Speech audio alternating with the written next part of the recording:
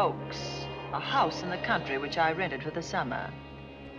As an author, I write tales of mystery and murder. But the things that happened in this house were far more fantastic than any story I've ever had published. I brought a staff of servants from my city apartment, and my maid Lizzie Allen, who had been with me nearly 20 years. Lizzie? Yes, Miss Cornelia? Is the car ready? It's at the door. Look, Miss Cornelia, them servants you brought from the apartment are talking about walking out on us. Really? Well, I know they don't like it here, but I didn't think it was that bad. Well, they've been hearing things about the killer that the police call the Bat and the murders that he committed here this past winter. Now people are saying that he's back again. Well, how can they be sure of that? Has he committed another crime? No, not yet, but that ain't saying that he won't. Here's something else. You've heard about the bats they have here. Animal bats, the kind that fly. Yes, yes. Look what it says in this magazine. This is a report from the State Health Department, and it says some of them bats is rabid. Well... And that ain't all. Now there's a rumor going around that it was the bat himself, the killer, I mean, that released the rabid bats in this neighborhood. Oh, that's ridiculous. Well, the housekeeper, the cook, the butler, and the upstairs maid don't think so. Well, I can't help what they think. If hysterical nonsense like that can scare them out of their good jobs, it's their loss, not mine. Come on, Lizzie, I've got to get to the bank.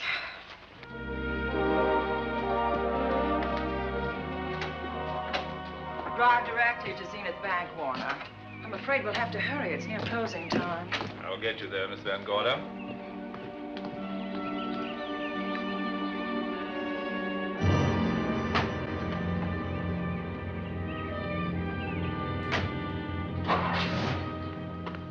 Thanks again. Miss Van Gorder. How do you do, Mr. Barry? How are you? I'm very well, thank you. You remember Lizzie Allen? Of course. Hello, Miss Allen. How do you do? So you're spending the summer with us again? Yes, yes. I've leased the Oaks, the home of your bank president, John Fleming. I heard you had. I was surprised. Why? Is there something the matter with it? No. I was surprised because Mr. Fleming said he would never rent it. Oh? Well, I rented it from his nephew, Mark Fleming, who has the real estate office here. He said his uncle would be gone the entire summer. Well, that's right. Mr. Fleming's in the North Woods now with his physician, Dr. Wells. Oh, pardon me. Dale, I want you to meet my wife. We were married at Christmas time. That must have been nice. Believe me, it was. Oh, here she is. My wife, Miss Van Gorder, Miss Allen. How do you do, Mrs. How do you do? Cornelia Van Gorder. Yes. Oh, well, I've read every murder mystery you've ever written. I just adored that weird one, The Private Morgue of Dr. X, even though it gave me the shivers. Only the shivers? Scared hell out of me. Oh. Well, I really mean that Miss Corney killed them off in that one. When you refer to my books, please don't call me Miss Corney. Pardon me, Mr. Bailey. Mr. Hines is here to see you. Oh, yes. Excuse me, please. Don't be strangers now. No, no, I we should won't. say not. Oh, so you're a bride. Well, not quite. Not since Christmas. No, I'm sure I've seen you. Well, I used to be my husband's secretary here in the bank. Of course I remember. May I welcome our most distinguished visitor back to Zenith? Oh, that's very charming, but, Lieutenant Anderson. Lieutenant Anderson, of course. Chief of Detectives of the Zenith Police Department. This is Miss Allen. Miss Allen. How do you do? Lieutenant Anderson is one of our favorite citizens. He's on the bank's board of directors. Not bad for a policeman. You must have made a good thing of it. Well, I saved my money, if that's what you mean. It's near closing time, and I've got some business in the safe deposit vault. Please come and see me, Mrs. Bailey. Oh, I'd love to. And you, Lieutenant. Thank you. Goodbye. Goodbye. Nice to have met you. My, what a charming woman. She moved into the Oaks just the other day. That house is a proper setting for a writer of mysteries. Oh, it certainly is. Vic, what's the matter? Come in here, both of you.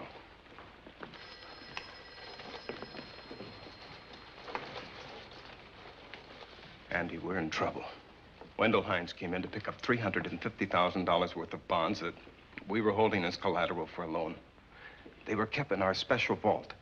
Mr. Fleming and I are the only officers of the bank who have access to that vault. So? The Hines bonds are gone. That's not all. Other negotiable securities are missing. From what I can gather, short of a careful check, the bank has been looted of over $1 million worth of securities. You'll have to notify Fleming. I wish I could talk to him. Unfortunately, he and Dr. Wells are deep in the woods. They can't be reached by phone.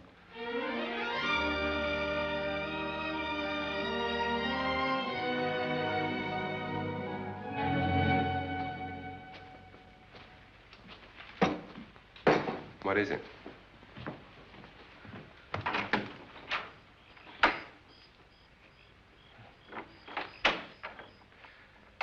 I thought I heard someone on the path coming from the lake. Had an idea it might be that guide of ours. Oh, Sam won't show up until morning. It's a 20-mile canoe trip from here to civilization. 5 will get you 10. Sam has a message for me. I thought you told him at the bank not to bother you. I did, but they'll bother me.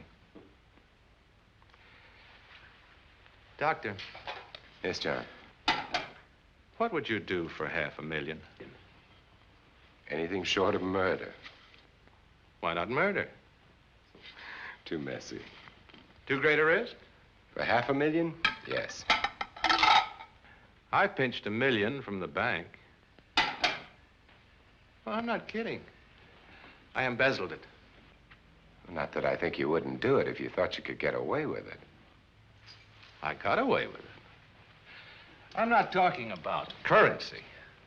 I took negotiable securities that could be converted into cash. I have the cash in 10s, 20s, and 100s. Well, I'm your doctor, not your lawyer. Why tell me this? You'll find out why. Who's going to take the blame for the robbery? Bailey, the cashier. They'll never suspect me. I like Bailey. Well, so do I. I love the guy. I gave him his first chance. He has a lovely little wife. Charming girl. Was the best man. Where's the $1 million? In my family's tomb in Zenith, in the crypt with my father's casket. I don't buy that, John. No? No.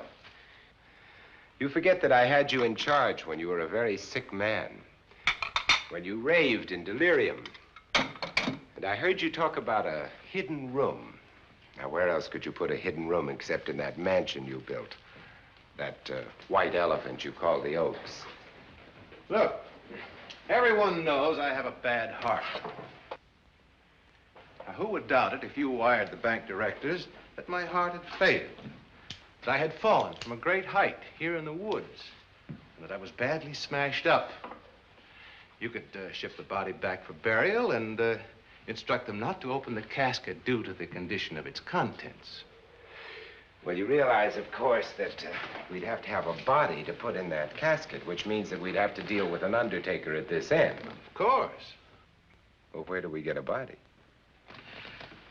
Couldn't we provide one of our own? How about Sam? Sam, our guide? Sam weighs about as much as I do. He's practically a hermit. He wouldn't be missed for a long time. The local undertaker would know him. Not if we made him look as if he'd been in a serious accident. But if Bailey's going to take the blame, why'd he have to do this? A jury might acquit him. In that case, I'd be a logical suspect. I could disappear, of course, but it's safer if they think I'm dead.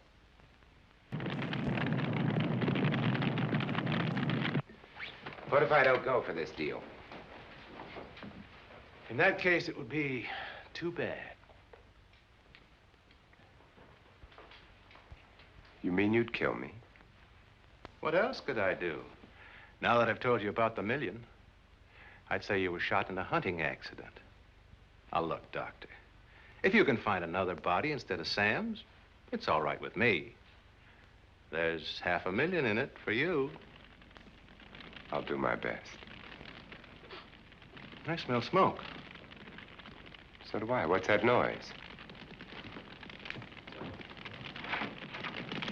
Look, Doctor, the woods are on fire. It's coming this way. We've got to get out of here. Out the back way. We will. As soon as I provide that body we were talking about.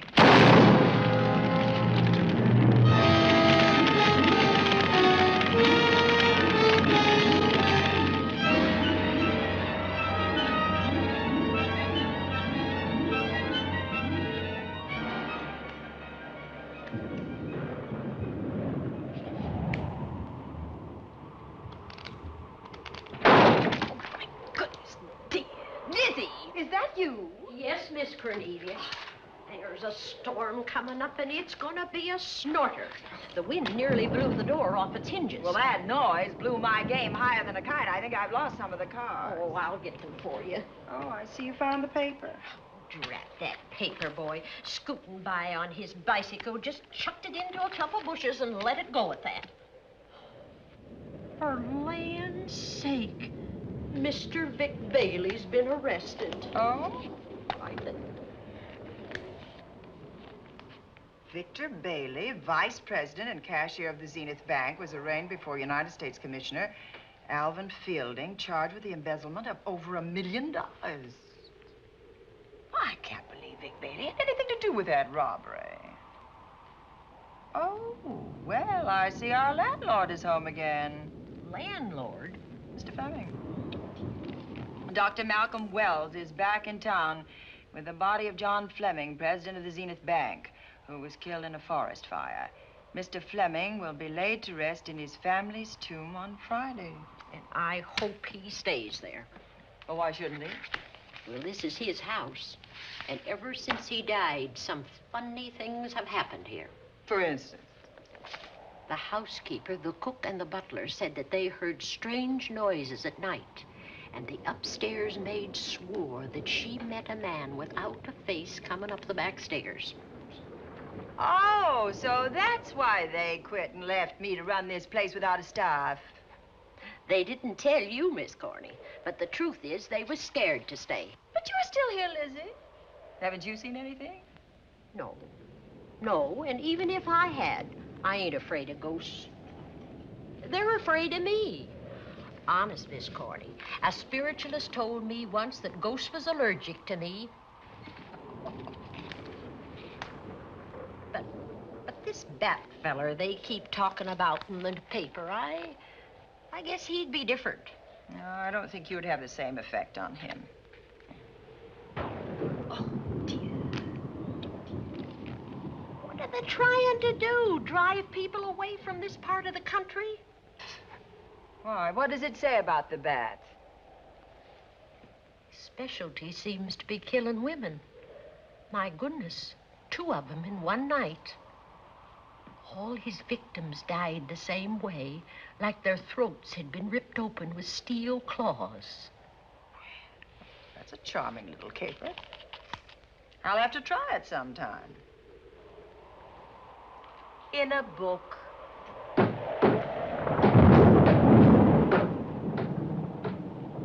That ain't nothing, just something bumping against the house.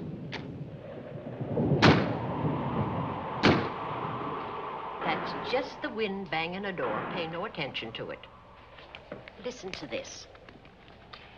One of his victims, who lived for a moment after she was found, described the bat as a man without a face. Honest, Miss Corney, I think that woman must have been exaggerating.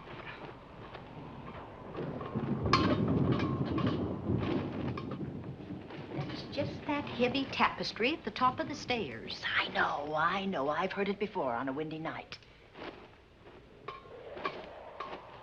That sounds as if there was someone on the stairs. I know there isn't. At least there shouldn't be. There ain't.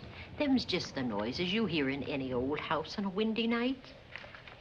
It says here that the bat never leaves no fingerprints. That's understandable. Having no face, he probably has no fingers either. Lizzie!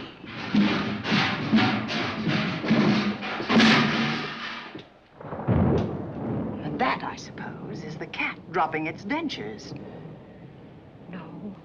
No, I don't think so. But I think it's something should be looked into.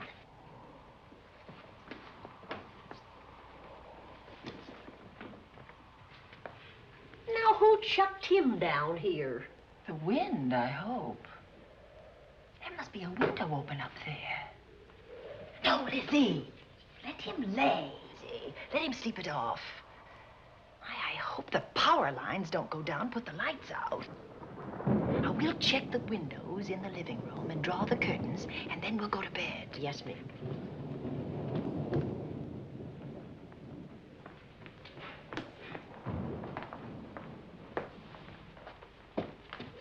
I won't be a minute.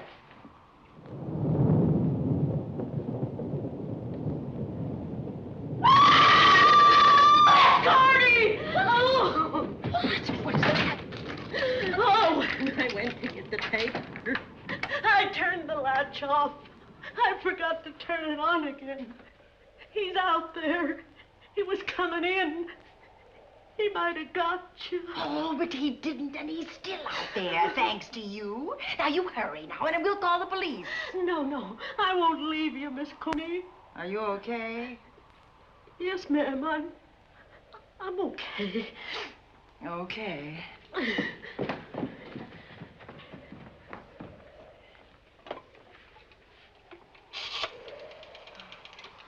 Operator? Give me the police department, please.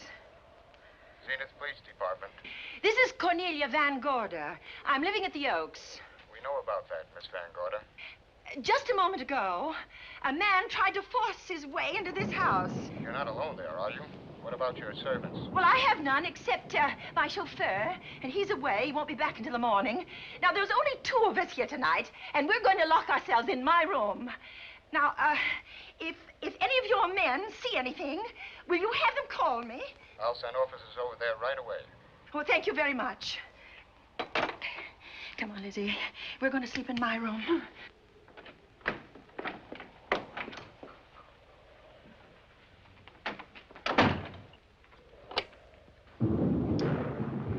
Well, nothing can get at us in this room now, I think. This door seems good and solid. Like the door to a tomb.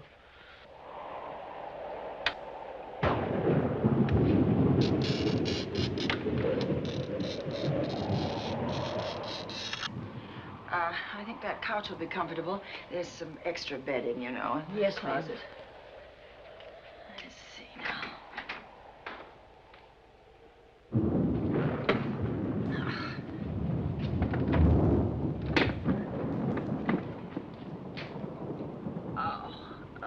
Huh? No bolt. Well, that's not so good.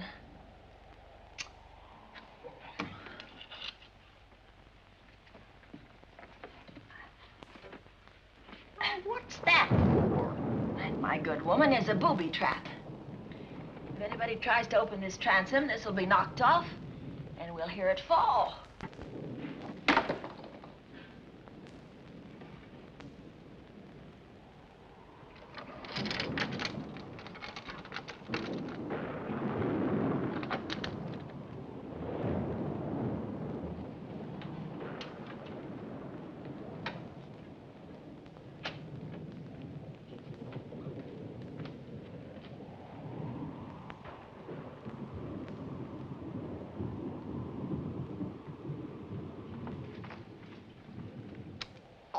Fiddlesticks.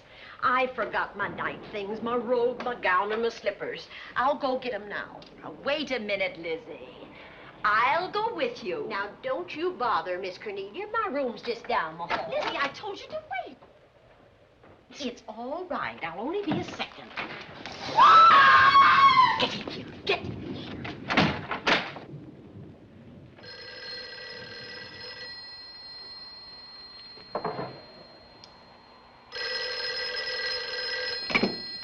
Yes?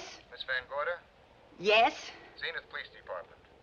There's a police car just outside your house, and the officers in it have reported that there's no sign of a prowler anywhere on the grounds. Well, the man's inside now. He's in the hall, just outside my bedroom. Have your men break through the kitchen door and search this place from top to bottom. Okay, Miss Van Gorder. Sit tight. I will. I have a gun, and I know how to use it.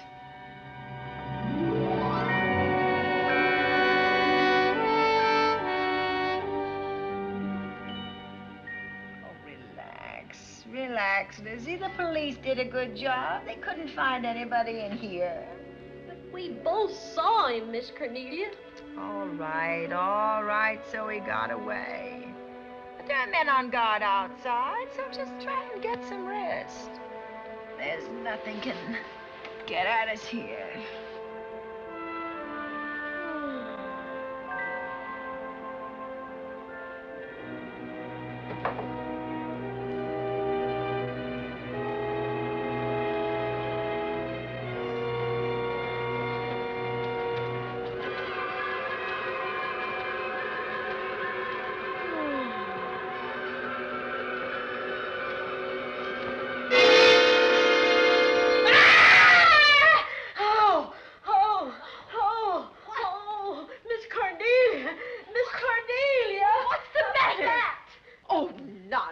You've had a nightmare. Maybe I did.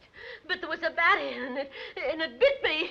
And it flew in that closet. Oh, good gracious, Lizzie, you're right.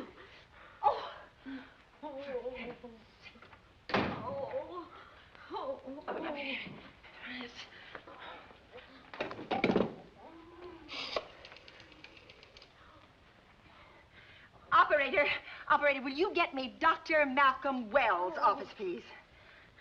No, I don't know his number, and I have no phone book up here, but this is an emergency. Will you connect me with his office, please? Oh, dear, I'm going to get the rabies. Hello? Hello? Dr. Wells' office? This is a call service. Dr. Wells is out at the moment, but if you'll give me your name and number, I'll try to locate him. Well, this is Miss Van Gorder of the Oaks. My maid has just been bitten by a bat that may be rabid, and she must have treatment as soon as possible. And I was told that Dr. Wells was the nearest physician. I'll try to find him for you, and if I can't, I'll send you another doctor. Oh, well, thank you very much. Oh, he's out on a case. Oh. Oh, I hope it's not a delivery.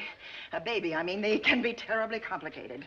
It never bothered me none. Oh, Lizzie, you never had a baby. Of course I didn't. That's why they never bothered me. Oh, does it hurt, huh? A little.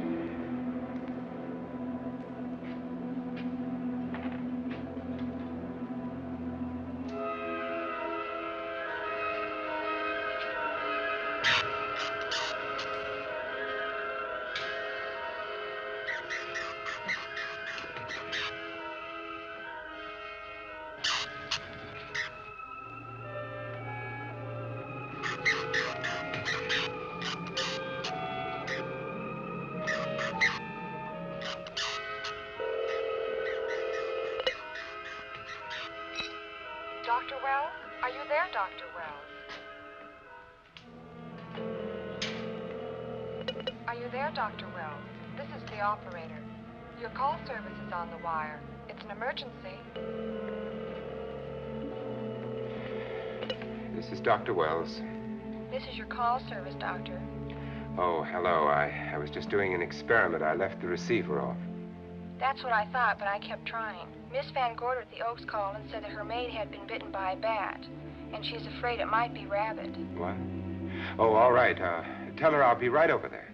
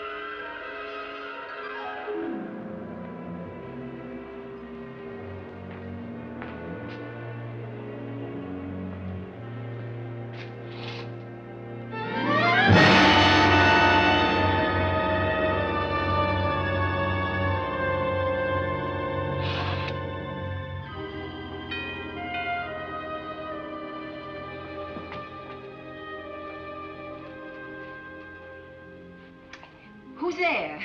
Dr. Wells. Come in. Good evening. Oh, I'm so glad they found you, Doctor. Well, I reached my office shortly after you called. How is your maid? Is she in any pain? No, she doesn't seem to be.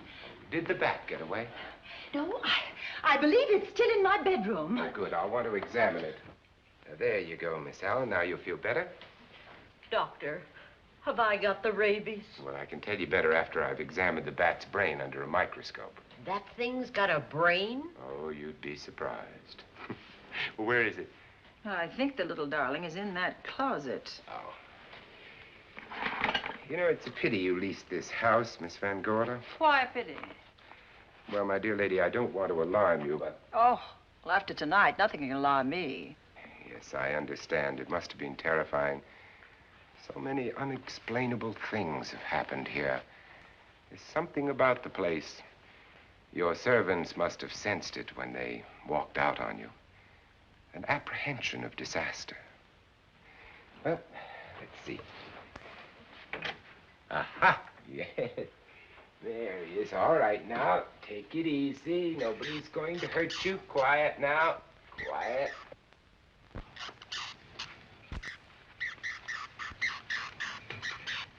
He looks quite normal. Doesn't seem to be sick at all. Oh, ain't that nice? I've been worried about him. Well, you should be.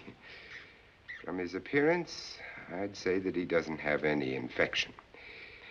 In which case, you've had a narrow escape. Now, you take one of those tablets I left for you, and I'll guarantee you a good night. And I'll drop in on you tomorrow. Oh, thanks for everything, Doctor. Now, don't worry, I can find my way out. Oh, I know you can, but do let me help you. Oh, don't forget that once I'm gone, you'll have to climb those stairs alone. Oh, I'm all right. I'm armed now. Can you, shoot one of those things without shutting your eyes? Oh, Doctor, there are guns in every book I've ever written. I don't write about things I'm unfamiliar with. Lock the door, Lizzie. Good night. Yes, ma'am. Good night, Doctor. Accident? No, the wind blew him down. Oh. I think. Oh. Did you know that young Mark Fleming leased you this house without notifying his uncle? No, I didn't. Well, it doesn't matter now. John Fleming is dead, and Mark's his heir. But if John were alive, he would warn you to leave here, Miss Van Gorder. Really? Yes. It's been a tragic place for anyone who ever lived in it. Well, good night. Good night, Doctor. Who's out there? Nobody you need worry about, Doctor. Oh, it's Andy. That's right. Oh, good evening, Miss Van Gorder. Good evening, Lieutenant. Somebody sick here? My maid was bitten by a bat. Oh? A rabid bat? Well, I'll know for sure when I get to my lab. I caught the bat. It happened indoors? In my bedroom. Yes. How'd it get in? Well, there are many ways a bat could get in a house. You ought to know. I spotted this hole in the window the minute I got here. Why? That's where the two-legged bat got your door open. Miss Van Gorder told me that she phoned headquarters at Zenith. Yes, I phoned twice. The second time was after the prowler got in the house. When headquarters, Andy? No, but they contacted me. An officer came and searched the house from top to bottom, but they couldn't find the bat. You better have this window fixed tomorrow. Oh, yes, I certainly shall. Yes, and I'd better be going. I'm due in surgery at 8 o'clock in the morning. Good night. Good night, Doctor. There'll be a man patrolling the grounds all night, Miss Van Gorder. Oh, thank you. And nobody inside, Andy? Why should there be? Well, how do you know but what the bat is hiding somewhere in the house? I'm quite sure he isn't in the house, Doctor. Not now. Good night. Good night.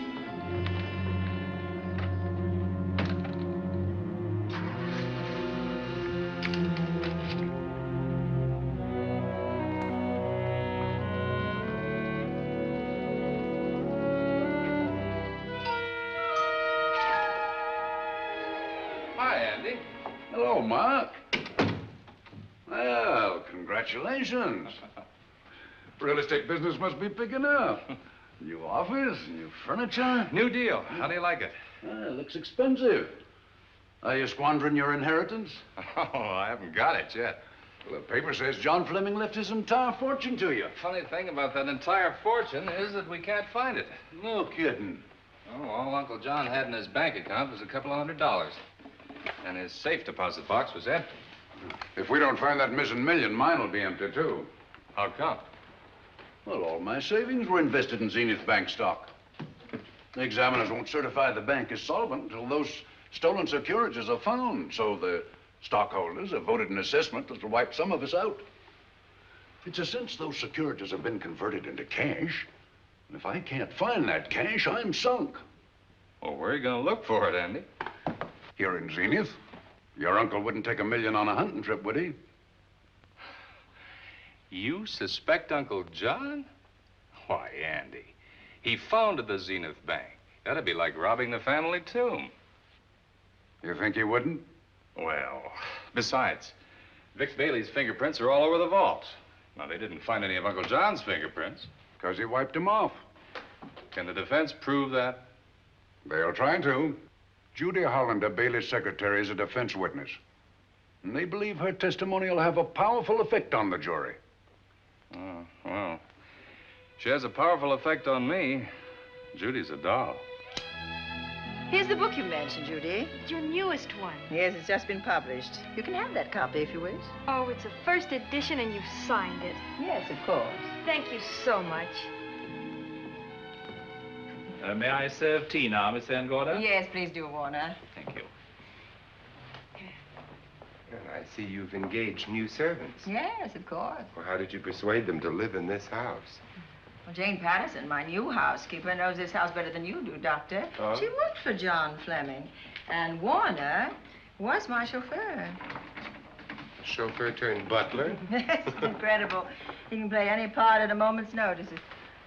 Did you get a plumber, Warner? No, we can't get a plumber for 3 days, madam. What about that leaking pipe? The basement will be flooded in 3 days. The pipe is no longer leaking. You mean it's dried up of its own accord? No, not quite. I packed the elbow where the water was coming out. Packed the elbow? Oh, where did you learn how to do that? Well, into each life, a little rain must fall, and a careful man learns to keep himself dry. Now, is there anything else that you require, Miss Van Gorder? No, not at the moment, Warner. Thank you, madam. Now, there's a character. How long did you say that he worked for you as chauffeur? About 3 months. Well, I hope he doesn't have a police record. My dear Dale, it may interest you to know that the last night of his life, John Fleming told me that he loved your husband like a son. If Fleming were alive today, he would be fighting to prove Vic's innocence. Could Mr. Fleming prove his own innocence? Miss Van Gorder, can there be any doubt about it? There will be when Miss Hollander testifies at Vic's trial. Oh? You know something that we haven't heard yet, Judy? Something I saw with my own eyes. She's not permitted to say what it was. My dear girl, I wouldn't think of asking her. But let's assume for a moment that Fleming did steal the $1 million. Now, what would he do about it? Where is it? Hidden someplace where he could lay his hands on it without getting caught in the act. Now, if I was writing this, instead of living in the middle of it, I'd hide it right here in this spooky old house. Under a loose floorboard or up a chimney? If Mr. Fleming had the nerve to steal $1 million, he'd make his plans well in advance. I'd say he'd prepare a place to hide it. Possibly when this house was being built. Now, I rented this place from Mark Fleming, his nephew. I wonder if he'd have the floor plans. I'll ask him. Yes. Lizzie, will you bring Mrs. Bailey the phone? Oh, you ask him now. Okay. His number is Summit 7537. Oh, thank you, Lizzie. Summit 7537. Not bad, eh, Andy? That means new business.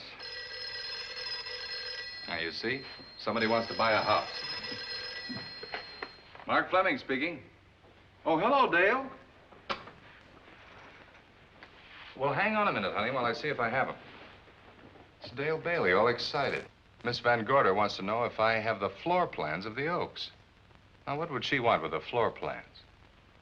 Well, she suggested to me that your uncle might have hidden the bank loot there. Are the plans here? Somewhere in the house itself. Wait a minute, there is a place where Uncle Johnny might have kept those blueprints. What place? Well, I heard him talk about it a good many years ago. I can't be sure of the exact location. Anyway, I don't think the old boy had the guts to steal $1 million. But if I find those plans, I'll let you know, Andy. Hello, Dale. Look, honey, I haven't seen those plans since I was a kid, but I'll come over tonight and maybe we can find them. Thank you, Mark. We'll expect you. He seems to think they're here in the house somewhere. He's coming over tonight. Well, that's good. Dale and Judy are my house guests for the weekend.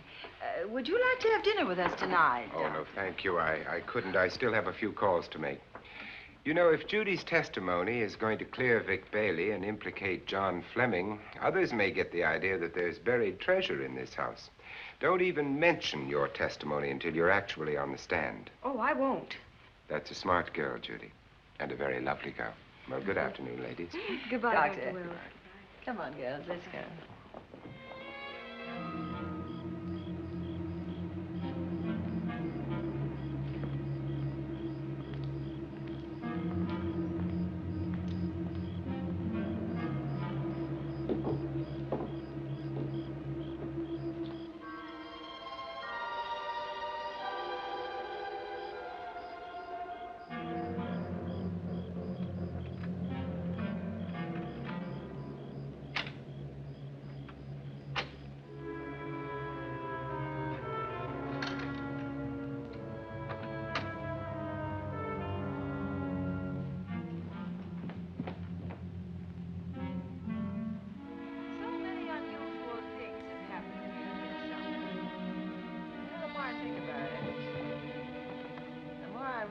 I should be putting them down on paper. Weren't you your husband's secretary, Dale? Yes, I was. Do you take shorthand? Mm-hmm. Well, my dear, if you'd like to have your mind occupied, I want you to work with me while I write the story of this fantastic criminal, the Bat.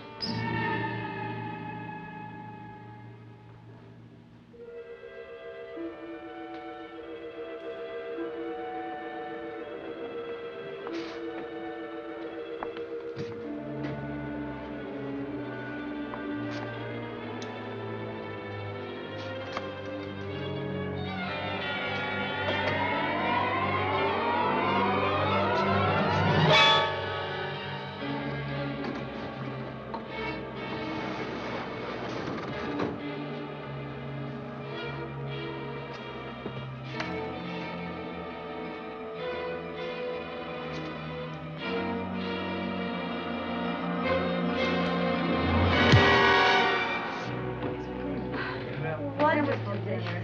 Thank you. It's really nice. A good dinner, Lizzie, as usual. Wonderful.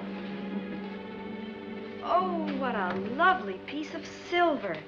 It's an original, isn't it? Yes, they still use them in England for buffet breakfasts. Some hot water in the bottom. Should keep us hot, your sausages and your scrambled eggs. Interesting. Very useful. Really nice.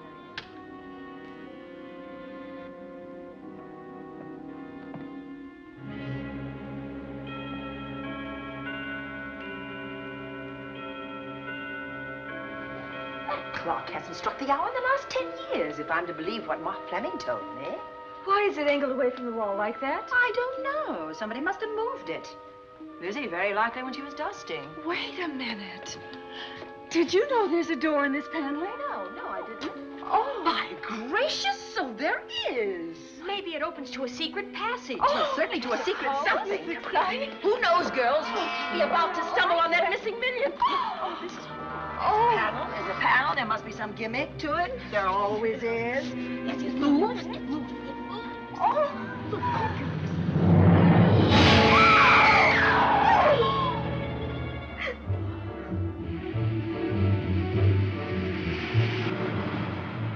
Calling car 11. Calling car 11. Proceed to the Oaks in Zenith Township immediately. A homicide has been reported. Okay. Proceeding to the Oaks. Notify the county coroner, Dr. Wells. Tell him to come to the Oaks at once.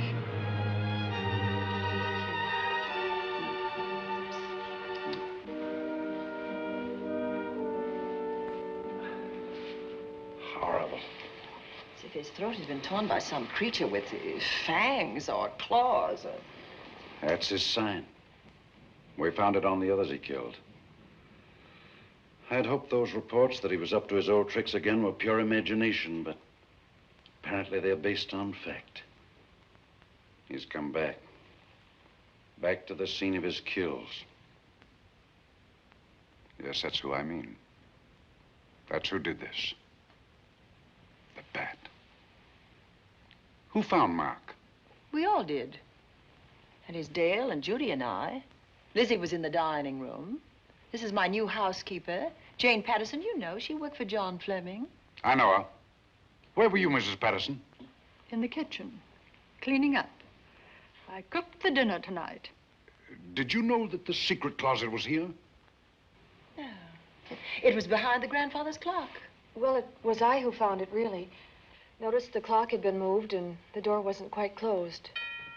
I'll get it.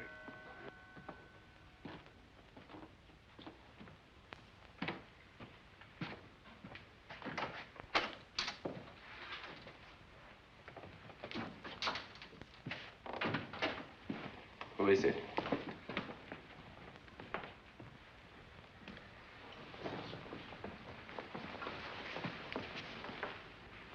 Mark Fleming. As coroner, you saw the same wounds on the others. How long's he been dead? Oh, I'd say about a half an hour.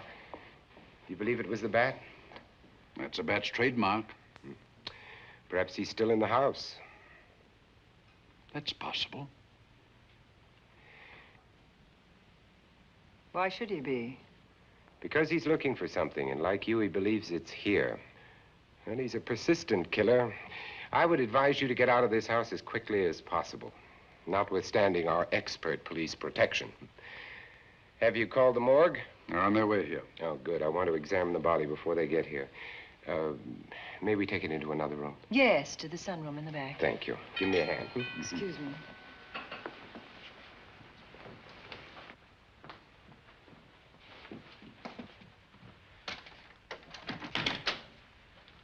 Oh, Warner, where have you been? Well, madam, has there been an accident? There's been a murder.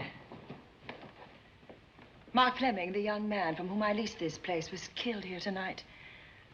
They know who did it? Well, they believe it was the bat. I'm sorry I had to use the front door, Miss Van Gorder, but I forgot my keys, and when I rang the bell at the kitchen door, there was no response. Oh, this is Warner, Lieutenant. He's my butler. He was my chauffeur. Why'd you promote him? Well, it's very difficult to find a butler. They don't like service in the country.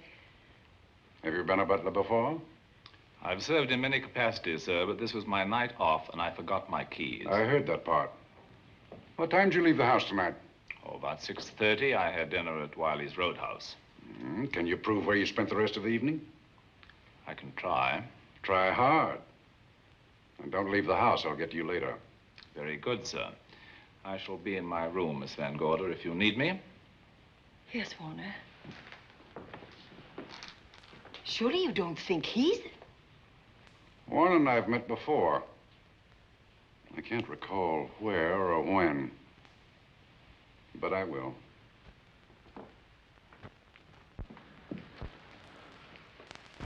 There'll be a crew here shortly from headquarters, dusting for fingerprints, taking photographs.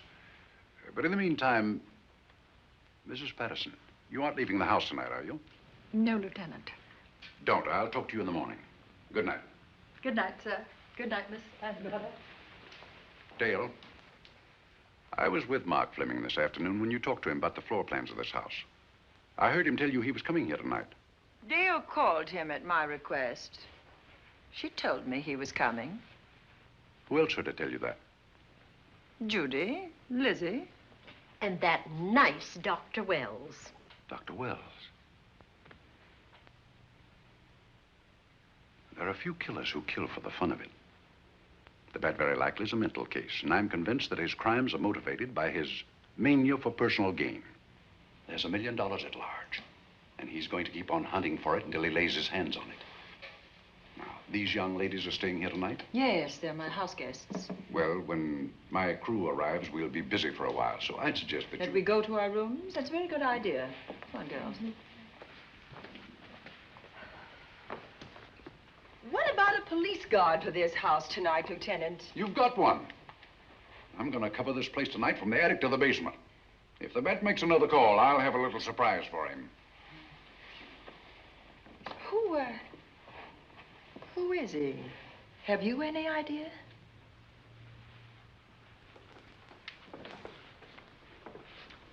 He could be anybody. So far, there are clues to his identity, but nothing we could take before a jury. I'm afraid we must look higher than the criminal world. He may be a merchant, lawyer, doctor, scientist, one of the pillars of his community. Ladies, lock your doors tonight. Stay behind them. I promise you you'll be safe. Good night. Good night, Lieutenant. Good night.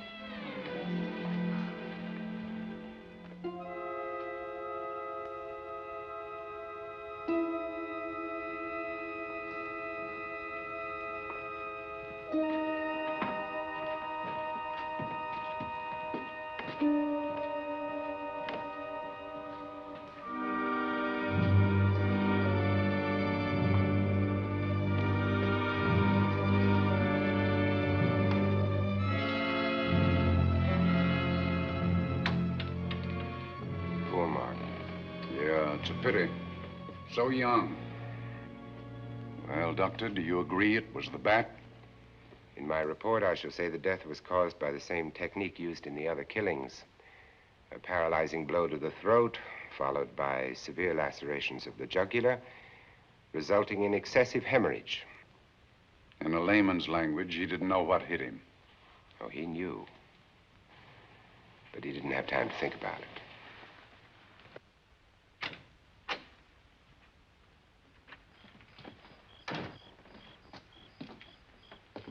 You staying here tonight, Andy? Well, until I check the doors and windows, but I'll be back bright and early in the morning. Neither snow, nor rain, nor heat, nor gloom of night stays these couriers from the swift completion of their appointed rounds. A lot of people are due for a shock when I close this case. Yes, I'm sure they are. Good night, Andy. Don't get hurt. Good night, Doctor.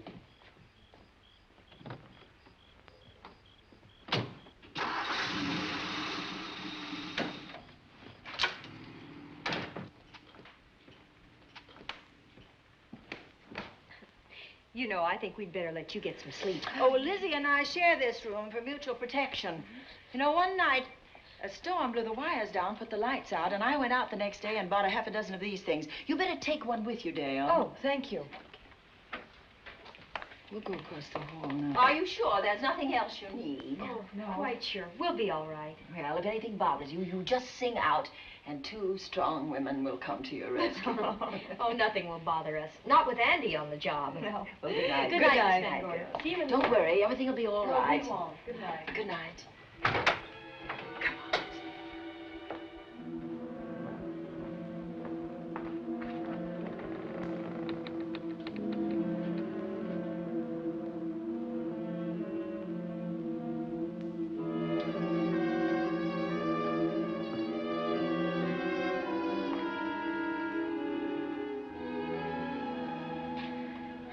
I don't think I'll sleep tonight. Me neither. All I can see is poor Mark Fleming staring at us. I thought that when people died, their eyes closed, as in sleep. Don't think about it. I'll bet you're thinking about it. No, I was thinking of my poor husband sleeping in jail tonight. Oh, Judy, I love him so much.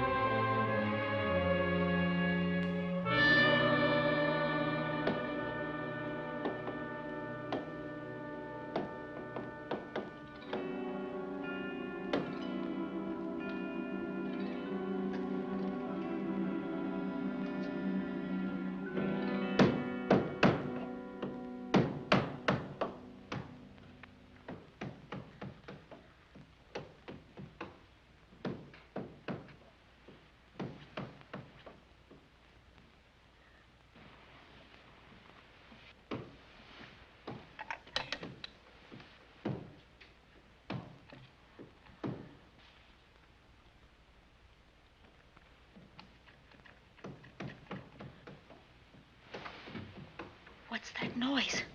Oh, I don't know. I kind of fell half asleep. For a moment, I thought it was something from a dream. It's somewhere in the house. Yes, on the floor above. Not directly over us. Probably a room overlooking the driveway.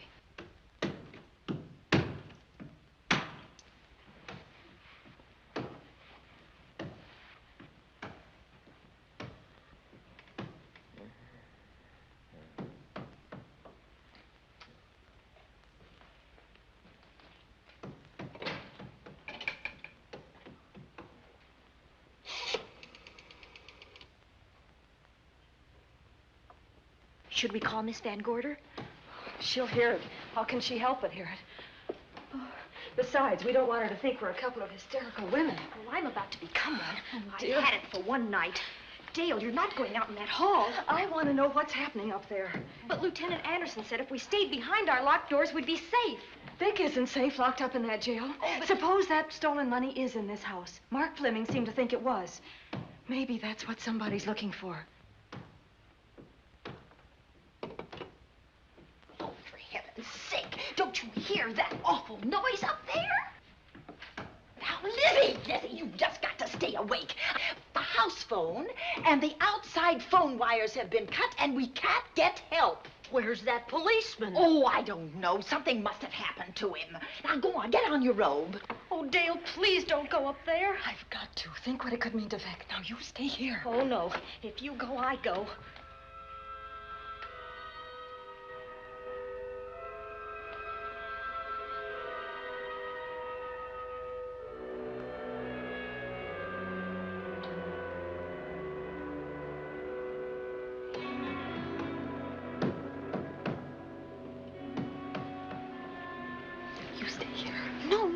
Let you go up there alone. You wait here. I'm going to see what it is. Oh, please let me go with you, Judy, Dale.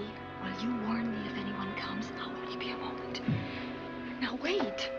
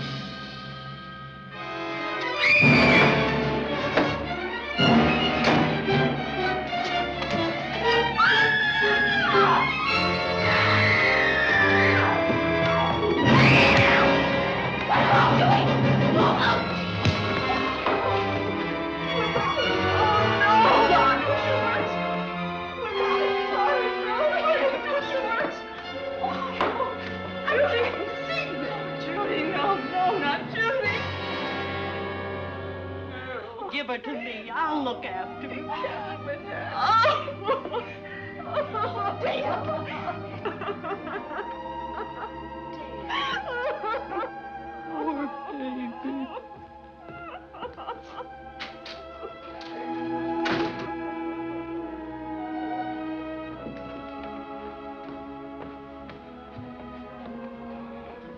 Judy.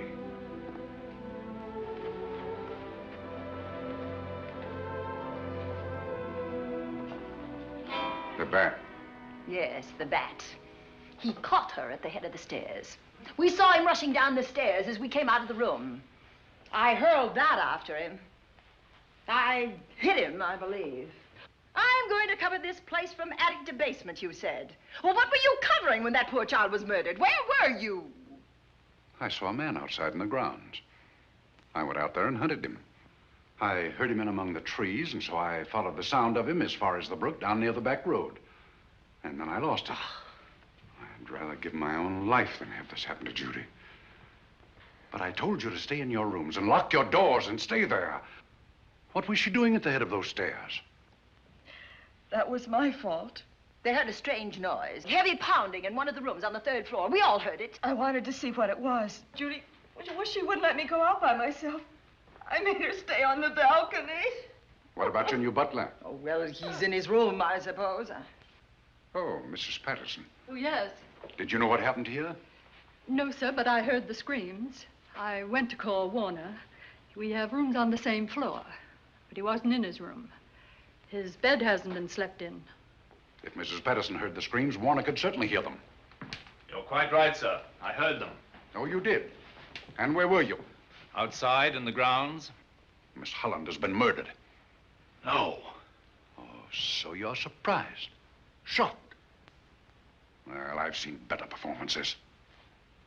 I remember you now. Your name's not Warner.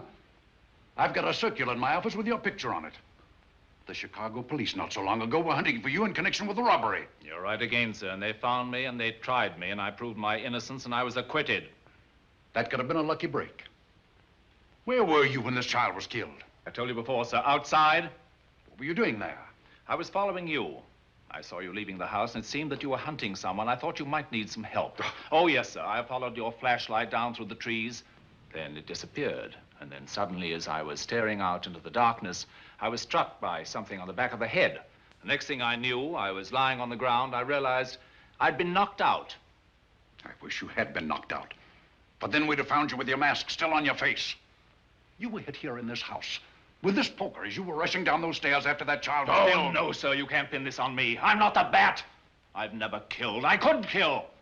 I won't take the rap for this.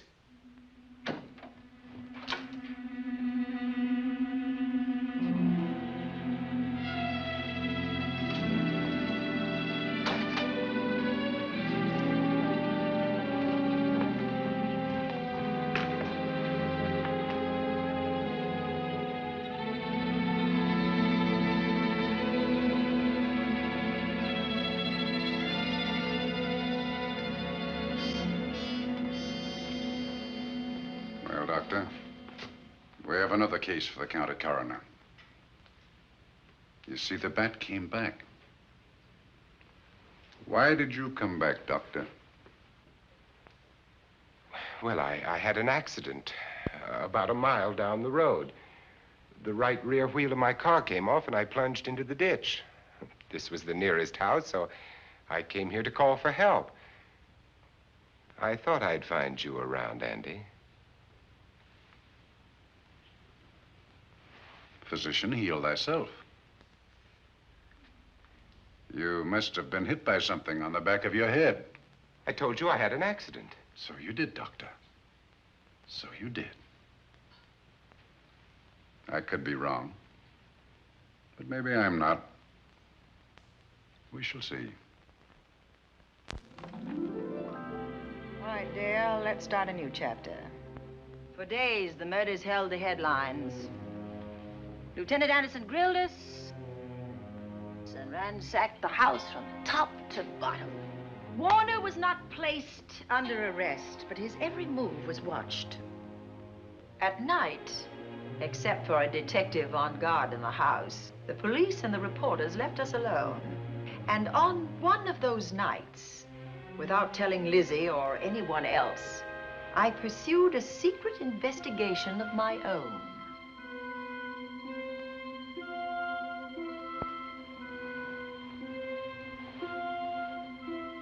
It was in an empty room on the 3rd floor where we kept our trunks and other things.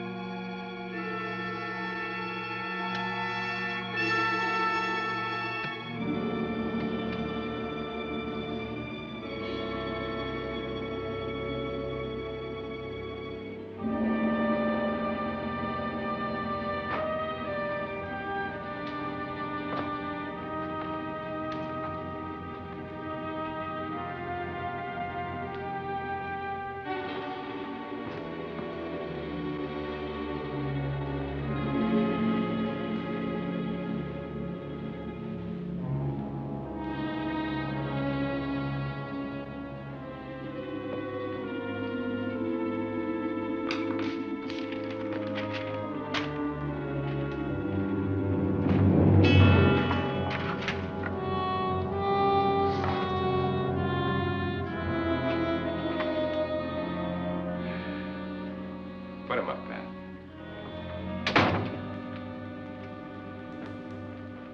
It's a bright idea to kill me in my own lab and let people think that I'm the bat. But you had to kill me first. What was it to be, ambush? And clever as you are, you're not smart enough to do that. Nor were you smart enough to find the money, though you came quite close to it. But I know where it is. And when you're dead with that sign pinned on your chest, I'm going to collect it and live happily ever after. He destroyed himself. How true that will be. Well, goodbye, Bat. Here's a serum that will heal you whether you're rabid or not.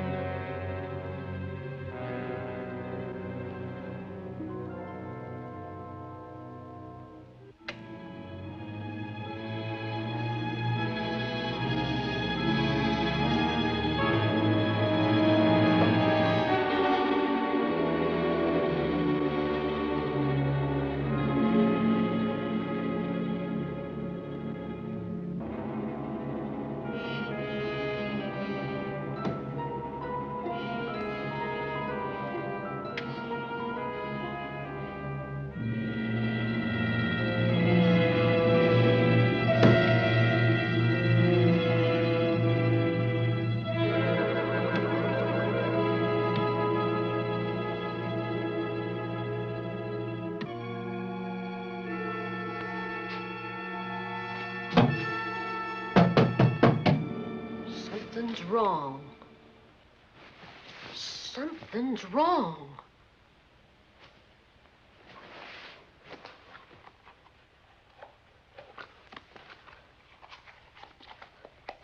Miss Cornelia.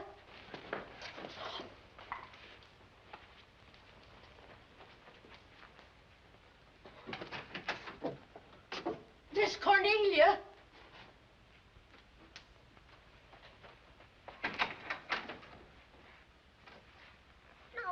Where would she be going at this time of night?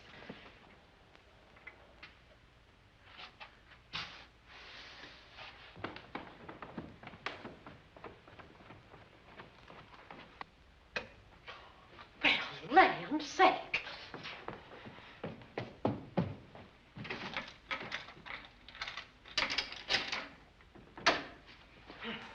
I never. Oh. Mr. Davenport. Mr. Davenport. Oh, a fine thing. The door unbolted, the chain off, and you asleep on the job. Wait till Lieutenant Anderson hears about this. Come on, wake up. What's the matter with you? I don't know. My head hurts. My whole body's numb. Here, take a sip of this. Try to snap out of it. I'll be back in a minute.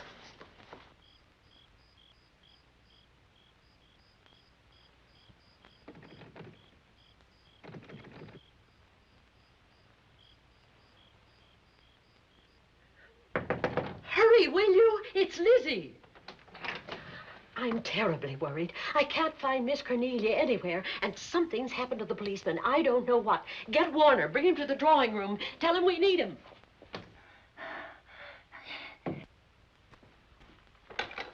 Are you all right now? Yeah, I'll be all right in a minute.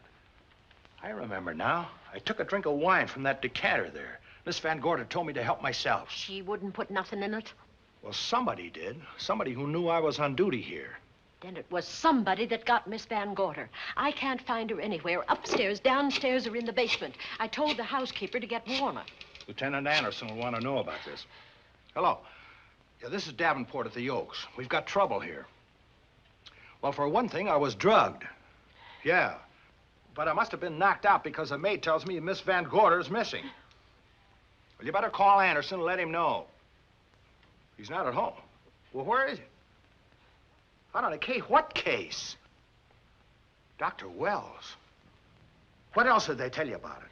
Oh, hurry, will you? We've got to find Miss Cornelia. Okay. Lieutenant Anderson is out on a case. Dr. Wells was found dead in a room next to his garage, murdered. Dr. Wells? There's something queer about the killing of Wells, but headquarters won't talk about it. Lizzie, Warner isn't in his room. There's no sign of him anywhere. And I was supposed to keep an eye on that guy. Where's Miss Cornelia? That's what I want to know. Wait a minute. Didn't you say that the chain and the bolt were off of the front door? I certainly did. Well, maybe Miss Van Gorder went outside. Oh, she never would. We better look. I can't breathe. There's no air.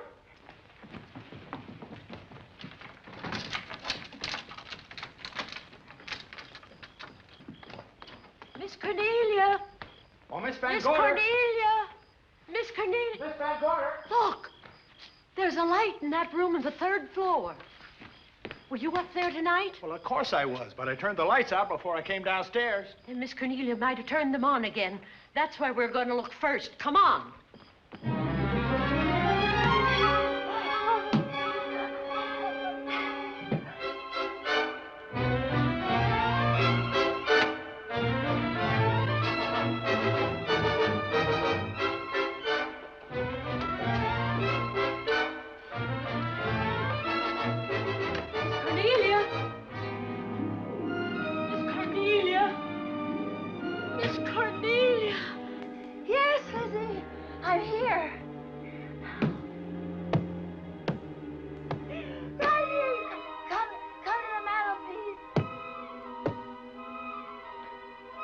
Here we are, Miss Van Gorder. What do we do now?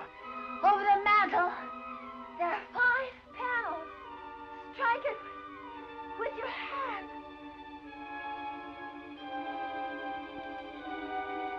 Which panel did you say, Miss Van Gorder? Oh, I can't. I just can't. Miss Van Gorder, which panel? We couldn't hear you. She said strike it. What difference does it make which panel? Strike them all. Look.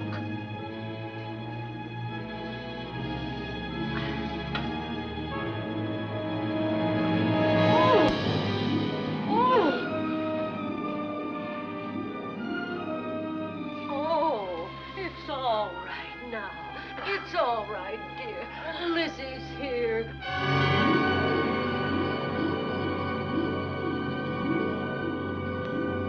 Feeling better? Yes, much better. We'll take you to your room. Oh, no, you won't. I'm going to stay right here. I'm quite all right. Oh, how blessed it is to breathe without an effort. You know, no one knows how sweet the air can taste until someone shuts it off for a moment. That room is just like a box. When the mantelpiece closed, it seemed like all the air was drawn out of it. Look, there it goes again. Let it close. I can open it from in here. There's a control panel behind this blueprint. Electric motor under the trap door here. Once the door is open, you can keep it that way. I believe that the fireplace in this other room opens the same way. And it does. I tried to find this, but I couldn't find it. Yeah, it's back at this blueprint here. Well, it's quite a setup. Too bad we can't open that safe in the same way. Take an expert to crack this box or a shot of nitro. Well, maybe that's what the bat had in mind. Could be. Seems he's on the prowl tonight. Miss Van Gorder, Warner has disappeared.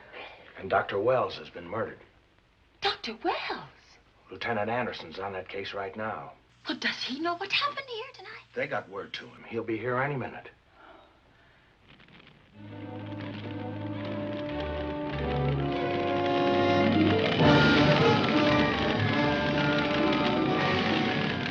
What's that noise? Miss Van Gorder, the garage is on fire. Scott, look at that. Lizzie, put that light out in the other room. Now, where are you going? To report the fire. Well, you just stay right here. But Miss Van Gorder, the garage. Well, let it burn. You watch the stair. Can't you see that fire was set to get us out of the house? Out of the house? Were you talking about the... Yes, I'm talking about the bat. Now that the lights are out, he'll think his trick has worked, and we've gone. He'll be here any minute. Well, so will Lieutenant Anderson. I hope so, but the bat will be here first. And he'll kill again if we're in his way. We've got to be as clever as he is.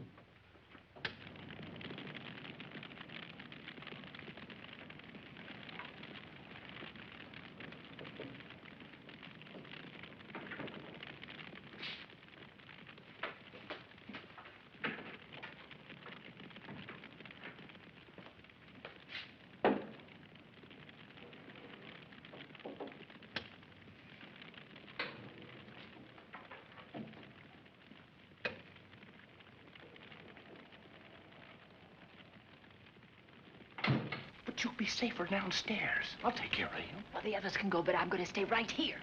All right, but get out of sight.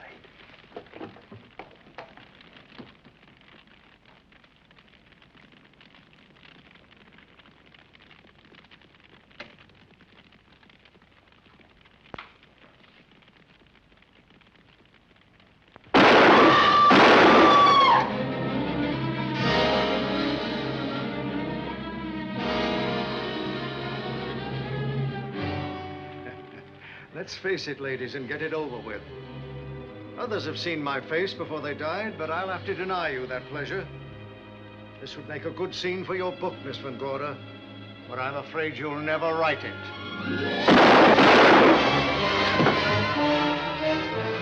That is Warner. I could tell. You misjudged me, Miss Ellen. Warner!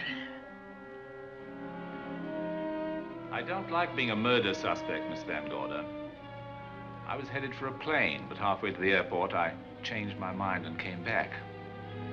I'm glad that I did.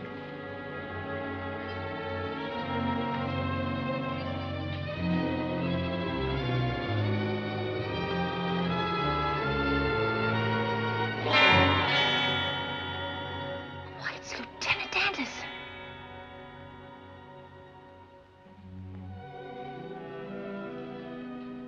Yes, it was Anderson. He'd discovered the secret of the hidden room and was waiting to get into it and open up the safe. We found the money in it, a little over $1 million in tens and twenties and hundreds. Good old Andy. With all his ill-gotten gains invested in bank stock. It's rather a clever way to hide stolen money. In the open, as it were, and so respectable. But don't try it. No matter how clever you are, you can't hide murder.